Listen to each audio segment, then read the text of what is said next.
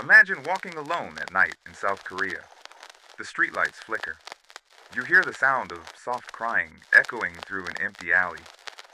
But when you turn around, what you see isn't a normal ghost. It's a woman, pale, with long black hair drifting in the air. And her body ends at the waist. No legs, no ground to stand on. Just a half body floating in the dark. Tonight, we are going to uncover one of the most disturbing Korean legends.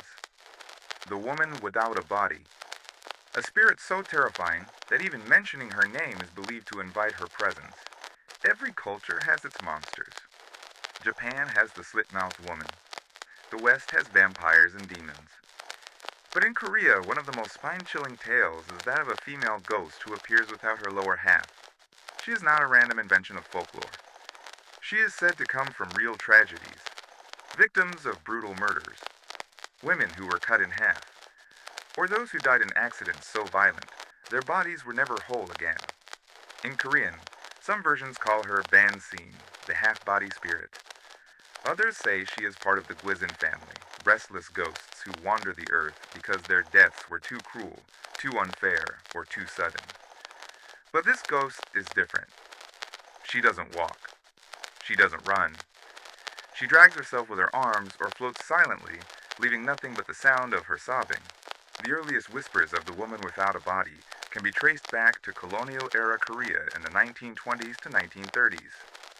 There were reports in villages of white-dressed female spirits appearing on roads at night. But the truly terrifying detail? Witnesses said her body stopped at the waist.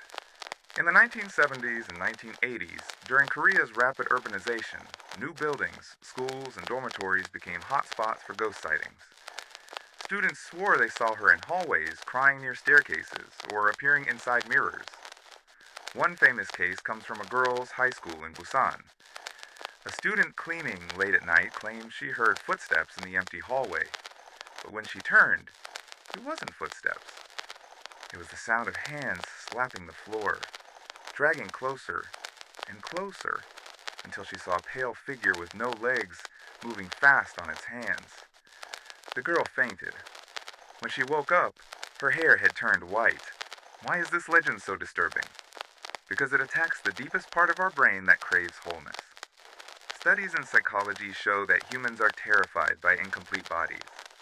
Missing limbs, distorted faces, broken forms. It reminds us of death, decay, and suffering. The woman without a body embodies all of that. She is a visual glitch in reality. Something that shouldn't exist. And yet people swear they've seen her. Even today, urban legends of this ghost continue. In 2012, Korean forums exploded with posts about a taxi driver in Seoul who picked up a young woman. She was quiet, covering her face with her hair. But when the driver glanced at the rearview mirror, she wasn't sitting on the seat. Her body ended above the cushion.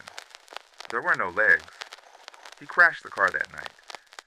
In 2016, CCTV footage from a subway in Daegu circulated online. The camera caught what looked like a shadowy figure moving unnaturally fast, half the height of a normal person. Officials dismissed it as camera malfunction. But those who saw the raw clip said it looked exactly like the half-bodied woman. In 2020, during the pandemic, a TikTok-like Korean app featured a viral video where a group of students explored an abandoned hospital. In one hallway, the camera picked up a woman in white floating with nothing below her waist. The clip was deleted within 24 hours. So what is she? Folklore? Hallucination? Or something real? There are three main theories. The ghost of murder victims. Many believe she is the spirit of women brutally killed, cut in half by soldiers or criminals. Their souls never left, trapped in their incomplete forms. A warning spirit. Some say she appears near rivers, bridges, or roads as a warning. If you see her, it means death or disaster is near. Almost like Korea's own banshee. Mass hysteria and sleep paralysis. Psychologists argue these stories are caused by mass hysteria, fueled by rumors among students. Nightmares, sleep paralysis and imagination create the illusion of a floating half body. But then, how do you explain the CCTV footage? Or the dozens of witnesses who don't even know each other, describing the same terrifying details? Korean shamans, known as mudang, claim there are ways to protect yourself. Never walk alone near rivers at night. If you hear crying, don't turn around immediately. She appears when curiosity wins. Carry salt. Sprinkling it behind you is believed to keep her away. And most importantly, never answer if she calls your name. Some shamans say she hunts for a new body. If she calls your name and you respond, she takes your lower half.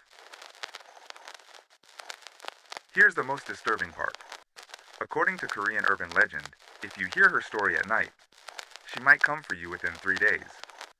And now, you've heard her story. So listen carefully tonight. When the lights flicker, when the streets go silent, and if you hear soft crying outside your window, don't look, don't answer, and don't let her know you're listening.